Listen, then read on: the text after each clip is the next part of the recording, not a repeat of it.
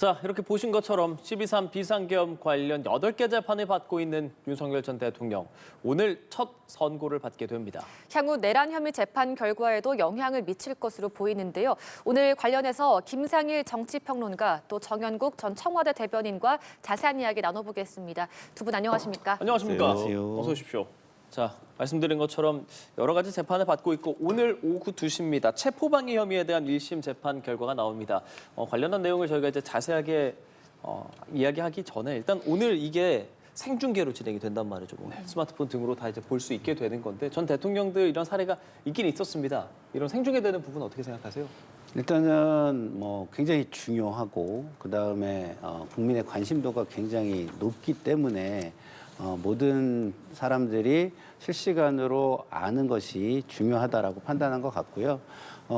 이 사안은요, 뭐 사실 이게 사회적인 갈등의 중심적인 굉장히 예민하고 가장 주된 요소였습니다. 예. 그렇기 때문에 사람들 사이에 이미 이 사안과 관련해서 충분한 인식이 형성이 돼 있고 정보도 충분히 획득이 된 상황이기 때문에 갑작스럽게 재판을 공개함으로써 뭐 이게 정치화된다든가 아니면 피고인의 모습이 갑자기 무슨 이미지화 된다든가 이럴 우려도 제가 볼 때는 상대적으로 낮은 편이거든요.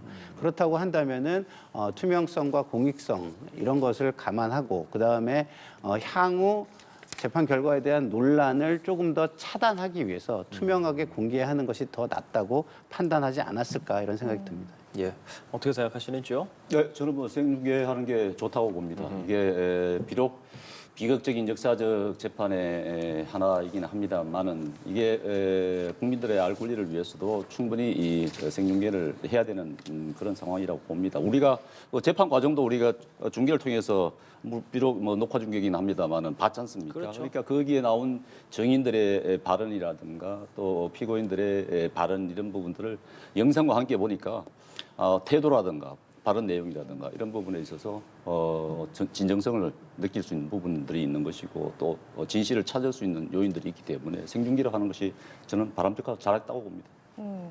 자, 그래서 하나씩 좀 짚어보자면요. 오늘 있을 재판에서 가장 무거운 혐의 체포영장 집행 방해일 텐데 앞서 검찰은 5형을 구형을 했었습니다. 윤석열 전 대통령 측에서는 이에 대해서 공수처는 수사권이 없다라고 계속해서 강조해 오고 있는데 이 부분 오늘 가장 주요한 쟁점이 될 것으로 보입니다. 어떤 이야기가 오갈까요? 수사권이 없다는 피고인 측의 주장은요, 내가 법원보다 위에 있다 이런 얘기를 하는 것 같아요. 예? 그리고 사실은 법원의 영장이 발부가 됐으면 수사권 논란과 상관없이 체포와 관련해서는 그 결정을 따르는 것이 맞는 겁니다. 근데 그걸 따르지 않고 법원이 결정한 거를 틀렸다고 절차를 통해 가지고 소명하거나 뭐 그걸 이의 제기를 통해 가지고 바로잡는 게 아니라 자신이 권한과 권력을 가지고 있다는 이유로 본인이 가지고 있는 권한과 권력으로 무력화하려고 했다라는 점에서 죄질이 더욱더 나쁘다는 것을 국민들에게 보여주고 있는 것이에요. 이것이 국민들 같은 경우는 제도 안에서 예측 가능성을 가지고 안정적인 삶을 살아가고 싶잖아요. 근데 지도자들이 이렇게 안정적인 법 제도를 무시하면 어떤 생각을 하겠습니까? 우리는 억울하네라는 생각을 가질 수도 있고, 그럼 우리도 한번 거기에 대해서 한번 반항을 해볼까? 이런 생각도 해볼 수가 있는 것입니다. 그런 차원에서 볼 때 상당히 안 좋은 주장을 하고 있다. 본인에게 전혀 도움이 되지 않을 주장을 하고 있고, 그리고 국민과 역사 앞에서도 상당한 해가 되는 주장을 하고 있다고 저는 판단하고 있습니다. 네, 오늘 있을 이 부분이 어쨌든 수사의 적법성이 주요 쟁점인 부분에서 사실 내란 혐의 재판도 지금 또 별개로 이어지고 있는 상황인데 또 영향을 미칠 수도 있을 것 같은데요. 좀 어떻게 보고 계세요? 네, 이런 내란 주요 본류 재판은 다음 달에 이제 선고가 나오니까 그렇죠. 이번에 12.3 계엄과 관련해서 어떤 뭐 해석이 이번 재판부에서 내놓을지는 모르겠습니다. 제가 보기에는 그것은 이제 본 재판에 두고 사안별로 아마 예. 선고를 하지 않을까 싶은데 이 수사의 적법성 부분에 대해서 윤 측에서 계속 이제 주장을 합니다만은 그것은 일단 체포영장 발부가 된 상황에서 그 당시에 논란이 일단락된 부분이 있습니다. 그렇기 때문에 아마 받아들이지 않을 것 같고 제가 보는 또 하나의 관점은 예. 이 공권력 대 공권력의 충돌입니다. 말하자면은 이게 영장 체포영장을 발부를 해서 집행을 하러 가지 않았습니까? 그렇지만 경호처에서 봤을 때는 현직 대통령이에요. 현직 대통령을 지켜야 되는 의무가 있지 않습니까? 대통령 경호법에 의해서. 그렇다 그러면은 이거를 따라야 되는 것이냐 말아야 되는 것이냐 이런 부분에 대한 판단이 좀 있을 필요가 있을 것 같아요. 이제 이게 만약에 따라야 된다고 체포영장은 정당했다 이렇게 나온다 그러면은 지금까지 청와대에서 체포영장 가져가서 청와대와 관련해서 문제가 생겼을 때 체포영장 가져와서 오픈해 준 적이 한 번도 없어요. 군사보호시설이기 때문에 해서 막았는데 앞으로 이제 체포영장이 만약에 청와대 내에서 문제가 생겼을 때 가져가서 체포영장 집행을 한다 그러면 청와대 열어줘야 되는 상황이 나오는 것이죠. 그럼 이번에 어떤 판단을 할지 한번 좀 지켜볼 대목이라고 보여집니다. 한 1년 정도 지났지만 생각해보면 진짜 지난해 이맘때 저것 때문에 굉장히 화제였었잖아요. 예. 막 저희가 현장도 계속 보여드렸었고 그 현장에 뭐 버스, 인간 벽 이렇게 세워져 있으면서 대치도 하고 혹시나 유혈 나는 거 아니야 그런 걱정도 했지 맞습니다. 않습니까? 예. 그 당시 상황 좀 기억하시죠? 네, 그렇죠. 근데 지금 오늘 지금 정영국 대변인님께서 말씀하신 부분에 대해서 네. 시청자들이 조금 오해할 수 있는 부분이 있다고 생각해요. 예. 군사보호시설에 범죄인이 들어갔으면 군사보호시설의 책임자가 의사결정을 해야 됩니다. 근데 이번 경우는요, 대통령 본인에 대한 체포영장이에요. 그래서 이것을 군사보호시설에서 체포하는 것을 용인할 것이 맞까 이것을 의사결정을 본인이 할 수는 없는 거 아니겠습니까? 그렇기 때문에 제가 볼 때는 국민들께서 이게 그 앞으로도 그렇게 되는 거 아니냐 이렇게 생각하시는 건 저는 맞지 않다고 생각하고 뭐 향후에 대통령이 존재할 것이고 거기에 어떤 범죄 혐의자가 있다면 대통령의 판단에 의해서 그런 부분들이 어느 정도 조율이 될 것이다 이렇게 보는 게 더 맞을 것 같고요. 어쨌든 가장 모범적인 모습 그리고 가장 준법적인 모습, 헌법의 정신에 부합하는 모습을 보여야 할 최고 권력 지도자가 법원의 결정에 대해서 법과 제도를 통해서 문제를 해결하지 않고 군 그리고 무장 병력을 이용해서 해결하려고 했다고 한 것은요, 이 역사에 좋은 선례가 될 수가 없고요. 그리고 좋지 않은 선례는 악의를 가진 사람들에게 너무나 쉽게 악용되게 돼 있습니다. 그래서 좋은 역사를 쌓아가야 하는 것이고 좋은 역사를 쌓아가는 것이 그만큼 어려운 것인데 그 좋은 역사를 다 부수고 나쁜 역사의 선례를 남긴다는 것은 상당히 안 좋기 때문에 그런 모습을 보면서 저는 굉장히 안타까웠던 기억이 나고요. 국민들도 정말 우리나라가 이 정도뿐이 안 되는 거야 라고 굉장히 창피한 어떤 기억이 아니었을까라는 생각이 듭니다. 예, 그때로 좀 기억을 돌려보면 당시에 계엄을 선포하는 데 있어서 국무회의가 필요하다. 그리고 국무회의가 어쨌든 국무위원들이 있잖아요. 국무위원들이 근데 또 다 소집하지 않았다. 그리고 그 소집하지 않아서 9명 정도죠. 그 국무위원들은 본인이 심의할 그런 자격을 아예 박탈당했다. 이런 부분에 있어서도 논란이 됐었단 말이죠. 이번에도 그런 부분들 역시나 함께 혐의로서 좀 다뤄질 것으로 보입니다. 정전 대변인의 의견 좀 듣고 싶어요. 참여하지 않았던 9명의 심의 의결권이 박탈당했다는 것도 그렇지만 예. 우리가 다 화면상으로 다 확인을 했듯이 그걸 국무회의라고 할 수가 있겠습니까? 뭐 사실은 그게 뭐 순차적으로 국무위원들이 모였습니다만은 회의 같은 회의가 이루어졌다고는 볼 수 없는 것 아니겠습니까? 이게 국민들이 다 확인을 했단 말이죠. 이게 근데 절차상으로 계엄을 선포하려고 하려면은 이 국무회의를 거쳐야 되는 것인데 그런 회의가 정상적으로 이루어졌다고는 볼 수 없는 것이죠. 그렇기 때문에 이 부분에 대해서 윤 대통령께서 윤 전 대통령 쪽에서 뭐 주장을 한다 하더라도 그렇게 받아들여질 부분이 아닌 것 같고 또 하나는 이제 그 계엄 선포문의 사후 작성과 폐기 아니겠습니까? 이게 얼마나 준비가 안 된 적극적이고 충동적인 하는 부분을 보여준다고 생각이 돼요. 그렇기 때문에 이제 국무위원들도 사실 모르고 들어갔었는데 뭐 저지를 하고 싶어도 좀 제대로 좀 혼란스러운 그런 상황 속에서 제지를 못한 부분이 있잖아 싶은데 어쨌든 그렇게 충동적이고 돌발적으로 계엄 선포를 했다는 이런 생각이 들어요. 그러니까 최고 지도자가 아무리 민주당이 그 당시의 상황을 우리가 되짚어 보더라도 입법 독주를 하고 줄타나를 하고 국정을 마비시킨다 하더라도 어쨌든 그런 극단의 수단을 군사를 동원하는手段을 택할 것이 아니라 정치적으로 해결해야 돼서는 부분이죠. 그래서 제가 보기에는 그 국무회의 그 장면도 굉장히 적극적으로 이루어졌다고 생각이 되고, 또 하나는 그 서류를 폐기했다는 그 부분도, 그 청와대에서 생산되는 모든 문서는 대통령 기록물입니다. 그 기록이 남겨져야 해야 되는 거예요. 그거 폐기하면 안 되거든요. 예. 그것 자체도 불법입니다. 그렇기 때문에 이에 대한 처벌도 있을 수밖에 없다고 보여집니다. 예. 바로 의견 좀 듣겠습니다. 그 국무회의라는 게 왜 있는 겁니까? 중요한 일을 중요하게 다뤄서 결정하자는 거 아니에요? 그러면 거기에 실질적인 회의라는 게 존재해야 되는 겁니다. 그렇죠. 근데 실질적인 회의를 하지 않고 그냥 형식적으로만 요건만 갖추기 위한 국무회의를 한다면 앞으로의 국무회의는 상당히 형해화될 것이다라는 생각이 들고요. 이런 겁니다. 그 변명으로 뭐라고 얘기를 하냐면 계엄 상황이라 굉장히 급했다라는 것입니다. 근데 이게 급하다는 것은 위험했다라는 뜻일 것인데요. 그럼 국민들에게 실질적인 위험이 있었느냐? 그렇게 국무회의를 형해화시키고 무력화시키고 권한을 침해해야 될 정도의 실질적 위험이 있었느냐? 그걸 국민들이 받아들일 수가 없는 거예요. 그러면은 그 위험은 어디에만 있었느냐?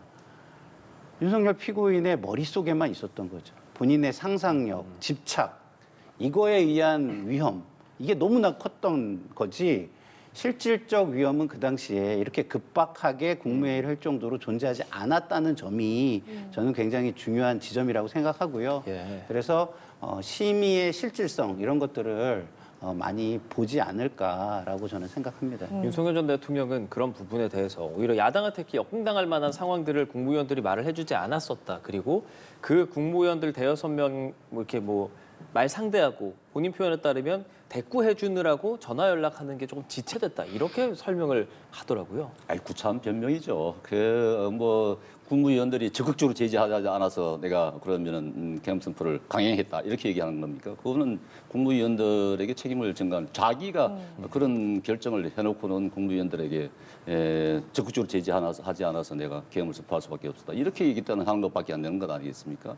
있을 수 없는 말씀이고요. 거기에 대한 상응하는 처벌을 받아야 된다고 저는 생각합니다. 네. 자, 그래서 오늘 있을 선고는 윤 전 대통령이 받는 재판들 가운데 처음으로 나오는 결과이기 때문에 더 관심이 가는 것 같습니다. 특검은 징역 10년 구형했습니다. 체포방해 5년, 권리침해 3년, 허위 공문서 2년, 총 10년인데 네. 오늘 어떻게 좀 예상하십니까?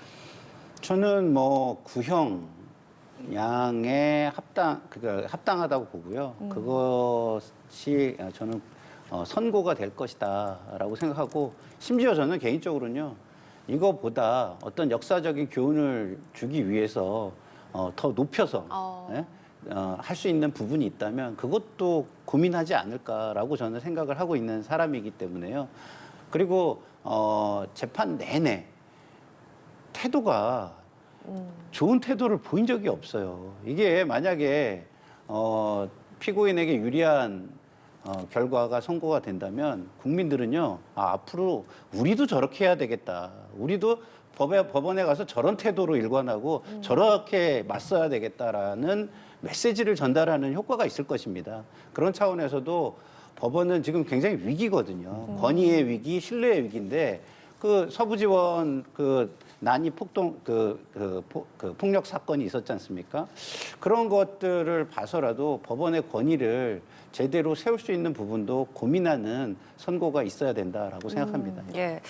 특검은 징역 10년 구형했는데 좀 비슷하게 나올 거라고 보시나요? 예, 특검은 실질 구형을 했다고 하지 않았습니까? 예. 그렇기 때문에 외부에서는 너무 구형량이 적은 것 아니냐 이렇게 비판이 있었습니다만 실질 구형을 했기 때문에 재판부에서도 그 실질 구형에 맞게끔 구형량에 비슷한 선고를 하지 않을까 저는 그렇게 개인적으로 생각이 되는데, 왜냐하면 또 대통령이잖아요. 대통령이 법률은 물론이고 헌법을 수호해야 될 가장 중요한 자리에 있었던 사람이기 때문에 그 부분을 어겼다는 부분에 대해서는 이제 그 피해갈 수 없을 것 같고요.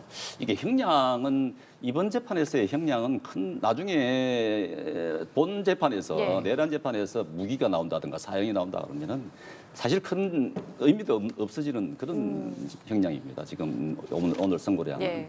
그래서 그렇지만은 이제 그 책임에 대한 응당한 대가 이런 부분에 대한 선고이기 때문에 한번 지켜볼 필요가 있겠죠. 그러면 오늘 선고에 대해서 뭐 정치권에서는 어떻게 좀 바라보고 있을까요?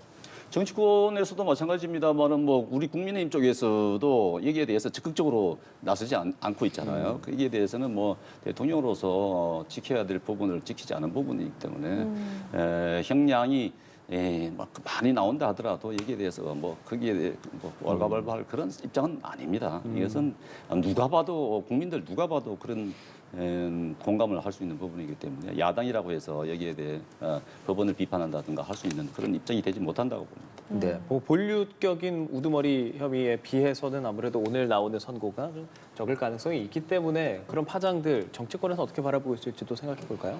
그러니까 이제 그래서 제가 이 법원이 고민을 해야 된다는 말씀을 드리는 거예요. 이게 정치적 메시지, 상징적 메시지로 해석할 가능성이 있어요. 그래서 구형량보다 낮게 나오면 이게 본 재판에서도 조금 이렇게 좀 구형량보다 이렇게 낮춰가지고 조금 뭐랄까요?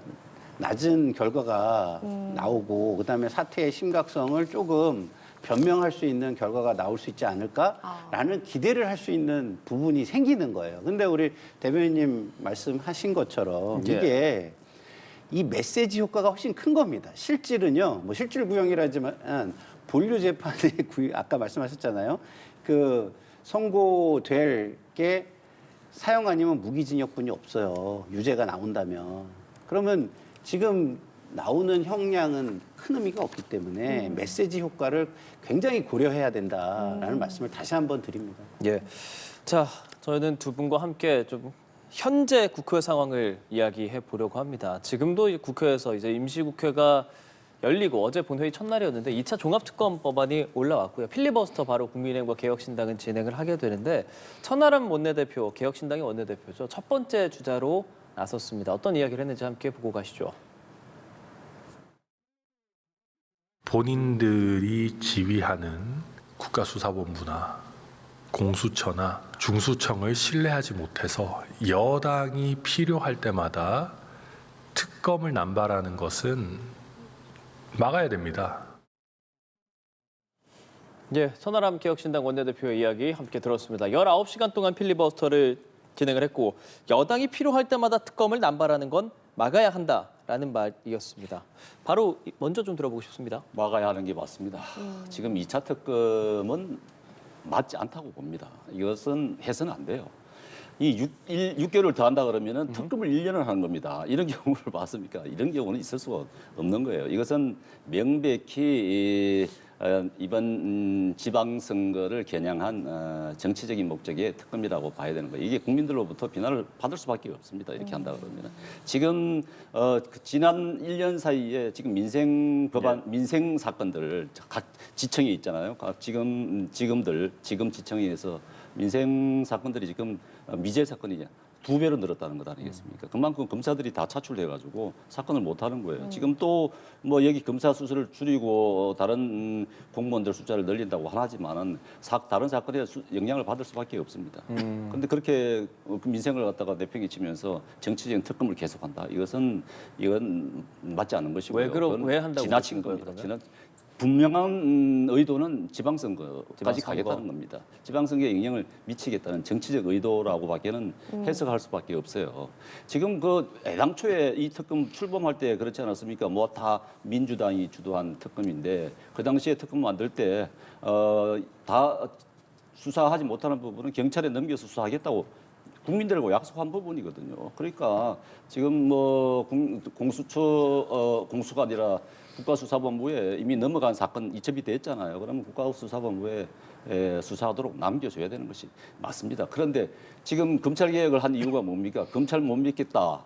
경찰에다가 모든 수사를 갖다가 지금 다 넘겨준 상황 아니겠습니까? 모든 수사권이 다 경찰에 가 있어요. 그런데 경찰 못 믿겠다. 이 사건은 내란과 관련된 경찰을 못 믿겠다. 그럼 특검을 계속해야 되겠다. 이게 논리적으로 맞지 않잖아요. 그렇기 때문에 이 부분은 민주당이 너무 과하다고 생각이 됩니다. 예. 경찰에 넘기기로 했지 않았냐? 그리고 선거를 앞두고 정치적인 속셈이 있는 것 아니냐라는 의견 주셨습니다. 그런 비판을 방어하기가 그리 쉽지 저는 않다고 봐요. 왜냐하면 왜 집권을 하죠? 집권을 하는 이유는요. 예.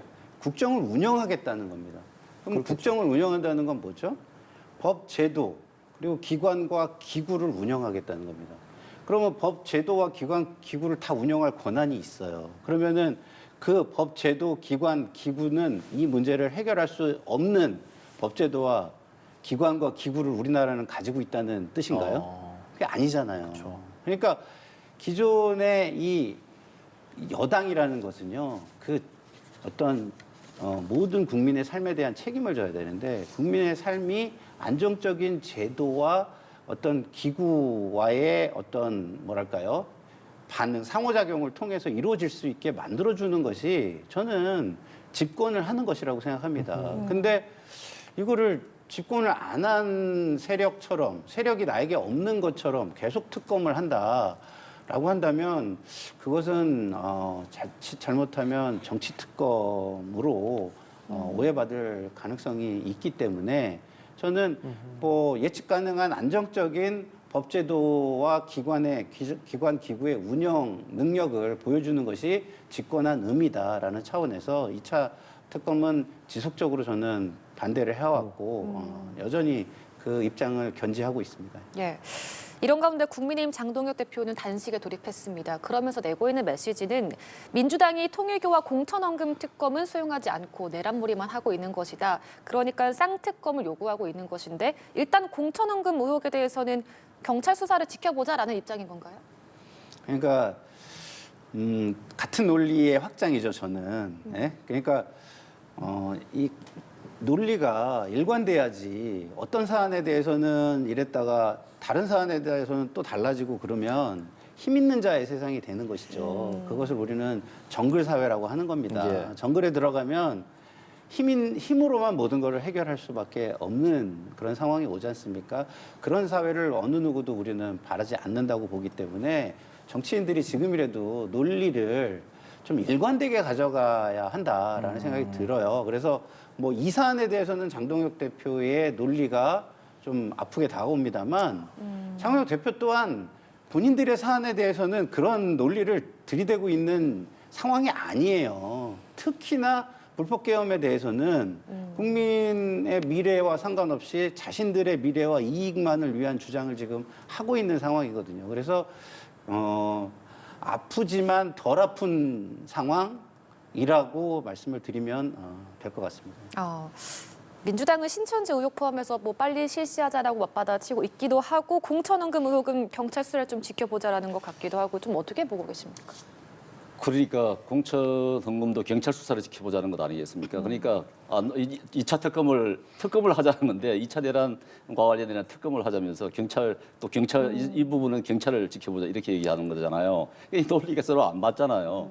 이게 그런데 이제 그게 다 정치적인 의도 때문에 그렇다고 보여지는데 지금 정청래 대표도 그렇게 합니다. 통일교 특검 빨리 하자 얘기해요. 말은 그렇게 합니다. 예. 말은 그렇게 하는데 안 하려고 하는 거죠. 이게 신천지를 끼워 넣었다는 거는 안 하려고 하는 것이죠. 이게 발생이 어떻게 된 겁니까? 통일교에서 시작된 것 아니겠습니까? 그렇게 통일교가 사실 뭐 통일교 자체에서 밝혔듯이 정권이 어떻게 바뀌든지 간에 다 로비를 했다고 자기들이 인정을 하고 있잖아요. 그러니까 이게 특검을 했을 때 과연 뭐 민주당에만 불리하겠습니까? 국민의힘에 나올 수도 있는 거예요. 그러니까 이것은 이 정치 이런 관행들을 없애기 위해서 정치 발전을 위해서라도 이런 특검은 이건 해서 좀 이제 밝혀내는 것이 바람직하다고 하기 때문에 이제 통일교 특검을 빨리 시작하자는 것이고 지금 이재명 대통령의 지시에 의해서 지금 경찰에서도 지금 수사본부를 형성해서 수사를 하고 있지 않습니까? 국민의힘에서 지난번에 한번 제안한 적이 있습니다. 저 신천지 그러면 수사하고 싶으면 경찰에 맡기고 특검은 통일교 특검으로 하자 이렇게 얘기한 부분이 있는데 이런 부분에 대한 여야의 논의가 좀 있었으면 좋겠고 이 공천 헌금과 관련해서도 그렇습니다. 이것도 우리 정치 발전을 위해서 정치 개혁을 위해서는 한번 할 필요가 있어요. 이 특검을 해가지고 공천 헌금이 지금 어떤 상황이 있는 것인지를 한번 들여다볼 필요가 있습니다. 물론 이게 지금 민주당의 상황이긴 합니다만은 민주당의 상황이 굉장히 지금 엮여 있는 부분이 많은데 공천 특검할 필요가 있다고 보여져요. 이게 공천 시스템과도 분명히 연관이 돼 있기 때문에 꼭 필요하다고 저는 생각이 됩니다. 네, 공천 헌금 관련해서 이야기를 꺼내 주셨으니까 사실 경찰에서 계속 이제 수사를 진행하고 있고 오늘 새벽까지도 김경 서울시 의원이 조사를 받았다고 하죠. 그리고 그 내용 중에서 강선욱 의원 측에서 먼저 돈을 요구한 것이다라는 진술을 했다고 하는데 어떻게 생각하세요? 그건 뭐 사실관계를 밝혀야 되는 거니까 생각하는 그렇죠. 거는 그 사실관계가 밝혀진 후에 하는 것이 가장 워낙 근데 정확할 입장이 것 배치되는 같고요. 말들이니까. 예, 근데 이제 일반적으로 과거의 사례를 바탕으로 뭐 그냥 이야기를 하자면 대부분이 약자 쪽의 진술 그리고 좀 더 구체적인 진술 하는 사람의 말이 맞는 경우가 많습니다. 왜냐하면 좀 뭐랄까요 방어적이고 죄를 진 사람은요 얘기를 많이 안 할수록 방어에 유리해요. 예? 그리고 일반화시켜서 퉁치고 가는 게 유리하기 때문에 말을 많이 안 하게 됩니다. 그러나 억울한 사람은 할 얘기가 좀 많거나 아니면 수사에 협조를 하고 하는 사람은 그 할 얘기를 더 많이 하게 되는 것을 우리가 과거에 봐왔을 때 지금 상황에서 김경 시의원이 자신의 어떤 형량을 검찰 수사에 협조함으로써 좀 이렇게 선처를 받기 위해서 적극 협조에 나선 것 아닌가 이렇게 보는 것이 조금 더 합리적인 추정이 아닐까라고 생각합니다. 예, 말씀하신 것처럼 아직은 수사를 하는 단계이기 때문에 저희 입장에서는 그 언론에 나오는 보도들을 추정하는 수밖에 없기는 합니다. 다만 김경, 강선우 전 보좌관 다 진술이 엇갈리기는 해요. 네, 사실관계는 아직 정확하게는 모르겠죠. 예, 예. 그렇지만 언론에 나온 상황이 거의 맞다고 보여지는 것 아니겠습니까? 거의 녹취록에서도 다 그 상황이 다 공개가 됐어요. 네. 녹취록만 내용만 들어도 어떤 상황인지 유추하고도 남을 적인데 지금 그 당시만 하더라도 이제 강선우 의원 같은 경우는 돈을 보지도 못했다는 그런 형태로 말을 했었는데 지금 나오는 얘기 들어보면은 보좌관하고 강선우하고 김경 의원하고 같이 3명이 만났다는 것 아니겠습니까? 그리고 강선우 의원 쪽에서 먼저 돈을 달라고 했다고까지 진술이 나왔는데 이 정치권의 타락이 어디까지 왔나는 걸 갖다가 단적으로 보여주는 장면입니다. 그렇게 강선우 의원 같은 경우는 그 돈을 받아서 보좌관한테 시켜서 이제 차에 싣고 갔는 상황으로 보여지지 않습니까? 그렇다 그러면 강선우 의원들은 계속 거짓말을 했던 것이고 이게 그 돈을 받고 또 제일 큰 문제는 그 돈을 받고 컷오프 대상인 김경 의원을 다음 날 단수로 공천을 했다는 거예요. 이게 문제인 것입니다. 이게 더 큰 문제예요. 이게 이제 그런 부분에 이제 이 부분에 공천헌금에 대한 특검을 하자는 이유도 이런 부분이고 또 중요한 것은 그 전에 이제 2024년도 김병기 의원과 관련해서 그 검증위원장이었잖아요. 탄원서 들어갔을 때 그 탄원서가 당 대표실에 김현지 그때 보좌관이었겠습니다만 가서 돌다가 다시 김병기 의원에게 당사자에게 되돌아왔다. 그러면서 그 당시에 공천이 본인은 받고 그 탄원서를 제출한 문제를 제기한 사람들은 컷오프 시켰다는 의혹까지 나온 거잖아요. 이거는 심각한 문제인 것입니다. 이것을 그럼 경찰에 맡겨가지고 수사를 하겠다? 여권 실세에 대한 수사를 지금 하겠습니까? 지금 당장 김병기 의원 이 문제가 터진 게 벌써 2달이 넘었는데 이제 수사를 하는 그런 상황인데 경찰을 믿을 수 있냐는 것이에요. 그러니까 이 부분은 특검을 해서 이건 실체를 밝히고 이 부분을 정말 정치 발전을 위한 토대로 계기로 삼았으면 좋겠다 하는 것이 제 개인적인 생각입니다. 알겠습니다. 그럼 저희는 마지막으로 국민의힘 상황도 좀 두 분과 짚어보도록 하죠. 장동혁 국민의힘 대표가 한동훈 전 대표에 대한 제명 징계 확정을 일단 보류시킨 상황이거든요. 왜 징계 확정을 미룬 것인지 왜 그런 것일까라는 거에 대해서 좀 궁금증이 있는데 어떻게 보십니까? 이거는 과거에 쭉 정치적인 역사를 살펴보면 전형적인 김백이죠. 본인이 한 행동에 대해서 비판 여론이 너무 비등하고 그 비판에 대한 대응으로 가는 것은 위험이 너무 크기 때문에 일단 김을 빼자라는 차원에서 시간을 벌고 이 이슈에 어떤 순을 죽이는 용도로 저런 이야기를 한 것 같고요. 왜 그렇게 말씀드리는 한동훈 전 대표 같은 경우는 재심 신청을 하지 않겠다고 예. 했어요. 그렇죠. 한 상태이기 때문에 사실은 시시비비를 가리는 쪽에서 이야기를 하는 게 맞고요. 그리고 윤리위에서 심판 결과가 나온 겁니다. 근데 결과가 나왔는데 최고회의에서 의결을 통해 가지고 반려를 하고 소명을 더 들어다도 아니고 모두 발언을 통해서 본인이 무슨 제왕도 아닌데 의사결정을 이미 해가지고 회의 전에 저런 식으로 하는 것조차도 적절치 않고, 그러니까 윤리위의 진행 과정도 적절치 않고, 그다음에 그 이후에 처리하는 방식도 제가 볼 때는 적절치가 않기 때문에 진정성이 전혀 없는 그냥 이 사안의 어떤 위험 리스크를 관리하기 위한 김빼기용이다라고 저는 생각합니다. 예. 그러니까 장동혁 대표는 다시 소명할 기회를 주겠다라는 것인데 일단 한 전 대표는 재심 생각은 없다라고 하는 것이고 이런 방식들이라고 할까요? 좀 어떻게 보고 계세요? 그게 이제 절차적 흥결을 메우겠다는 얘기입니다. 윤리위가 소명의 기회를 제대로 안 줬잖아요.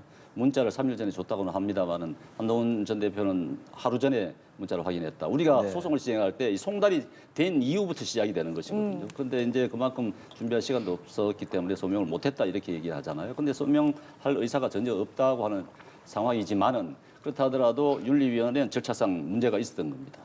더군다나 그 한동훈 대표가 직접 게시물을 게시했느냐 안 했느냐 부분에 대해 확인이 정확하지 않았다. 팩트도 살짝 틀린 부분이 있어서 수정을 하고 했기 때문에 그런 문제들이 만약에 가처분 신청이 들어갔을 때 이게 인용이 될 충분한 여지가 있다고 생각했기 때문에 이제 소명 기회를 주는 것입니다. 그런데 이제 소명을 할지는 모르겠습니다. 모든 지금 국민의 대부분의 사람들이 한동훈 대표가 소명 이 기회를 통해서 가족들이 관련된 부분에 대해서 죄송스럽게 생각하고 유감을 표한다 정도로 하고 지도부에서 받아들이면서 화해하는 이런 형태가 가장 바람직하다고 대부분이 그렇게 생각을 해요. 대부분이 생각하는데 지금 장동희 대표는 아마 제명 쪽으로 굳히지 않았나 싶어요. 근데 이게 근데 제가 말씀하세요. 말씀하신 것 중에서 절차 문제를 보완하기 위해서 그랬다라는 것도 저는 진정성을 느끼기가 어려운 게요. 장동혁 대표가 판사 출신이에요. 그러면 윤리위가 준사법적 기구라는 걸 알 겁니다. 뭐 사법기구는 아니지만 개인의 어떤 권한을 굉장히 크게 제한하는 어떤 결정을 할 수 있는 기구이기 때문에 준사법기구인데 이런 데서 지켜져야 되는 가장 큰 원칙은요. 일사부재의의 원칙입니다. 이거 이미 지난 여상원 위원장 시절에 판단이 나온 거예요. 근데 뭔가 새로운 것들이 불거지고 하지 않은 상황에서 내지는 새로운 증거가 입수되지 않은 상황에서 그때 자료를 가지고 또 한 번 재판을 한다? 이거는 우리나라의 법적 안정성을 심대하게 훼손하는 행위라고 저는 봅니다. 예. 그런 문제가 있긴 합니다만 좀 짚고 넘어갈 것이 이제 당규와 국민의힘 당규가 윤리위에서 결정이 난 부분에 대해서 이의 신청이 들어왔을 때 이의가 있다고 결정이 되면 취소하고 재역의를 할 수 있도록 되어 있습니다. 예. 그렇기 때문에 그런 문제가 생기는 거예요. 두 분께 한 30초 정도 저희 양쪽에 30초 정도 드릴 수 있을 것 같은데 어쨌든 장동혁 대표는 제명, 그러다가 보류, 한동훈 전 대표는 재심 생각 없다 이런 상황이란 말이죠. 네. 한동훈 전 대표의 생각은 어떤 생각일지 앞으로도 어떻게 나아갈 생각을 하고 있을지 어떻게 생각하시는지 먼저 여쭤볼게요. 저는 예. 옳은 것을 위해 투쟁하다가 장렬하게 순교한다. 이것이 한동훈 전 대표의 생각일 거라고 저는 보고요. 그리고 가처분이 인용이 돼서 출마를 할 수 있다고 한다면 예. 공천 신청을 해서 재보궐에 나간다. 그래서 그걸 통해 가지고 당원들한테 당내 경선으로 심판을 한번 받고 국민들에게 공직선거로 한번 심판을 받음으로써 정치적인 위상과 명분을 세우겠다. 이게 저는 한동훈 대표의 생각이 아닐까라는 생각이 듭니다. 그러면 사실 뭐 만약에 국민의힘과 계속 이게 못 가게 된다면 뭐 무소속 출마 얘기도 있고 혹시라도 뭐 신당 창당 얘기도 있고 아니면 정치 안 하는 건가? 그런 생각하시는 분들도 계시거든요. 어떻게 생각하세요? 참 어려운 예, 문제. 어려워요. 그냥 저희는 공략했습니다. 추측하는 거죠. 한동훈 대표는 아마 나중을 생각한다 그러면은 정적 제거의 희생양이 되었다고 이제 그렇게 자기를 이제 이미지화해 갈 수밖에 없는 상황이 올 거예요. 그렇다면은 이번에 제명이 된다 했을 때 제명이 불가피하다고 봤을 때 무소속으로 나가서 어디 보궐선거에 무소속으로 나가야 되잖아요. 근데 무소속으로 나가서 삼자구도 민주당도 있고 국민의힘도 있고 한데 가능하겠습니까? 불가능할 거예요. 그렇다 그러면은 그렇다고 탈당을 하겠느냐? 탈당할 수가 없어요. 탈당할 수 없는 그런 상황이기 때문에 예. 국민의힘에 남아서 어떻게든지 자리를 룸을 만들어야 되는 그런 상황이라고 한다 그러면은 기회를 엿볼 수밖에 없는 상황이겠죠. 만약에 지방선거에서 대패를 해가지고 지도부가 바뀌는 그런 상황을 기다리고 있다 보면은 또 기회가 있을 수 있지 않겠냐 하는 생각을 할 수밖에 없지 않을까 싶은데. 그렇다 어쨌든 간에 국민의힘 입장에서 보면은 이런 당내 갈등으로 인해서 너무나 많은 사람들이 실망을 하고 있습니다. 이런 부분에 대해 국민의힘은 명확하게 아주 냉정하게 봐야 될 필요가 있다고 보여져요. 예, 네. 알겠습니다. 자, 오늘 두 분과 함께 정치권 이야기 좀 나눠봤습니다. 그리고 윤석열 전 대통령 체포방해 혐의 1심 생중계 2시부터 진행이 되고요. 저희는 계속 특보로 전해드릴 예정입니다. 김상일 정치평론가, 정윤국 전 청와대 대변인과 함께했습니다. 조심히 가십시오. 네, 고맙습니다. 감사합니다.